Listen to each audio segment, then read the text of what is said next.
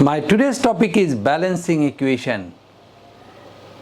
Reactant, the numbers of mass of reactant and mass of product should be equalized. Okay? And you are watching calcium and water, calcium hydroxide and hydrogen. This is an unbalanced equation. Okay, that has to be equalized. Fine. So number of calcium is equal, no problem. But you are watching 2 hydrogen, 2 oxygen.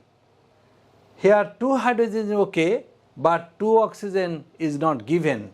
So you have to put 2 here. But after putting 2 here, you have made another problem, because you have made 4 hydrogen. How many hydrogen? 4 hydrogen.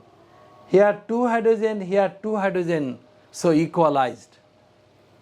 And here 2 oxygen, again here 2 oxygen, equalized.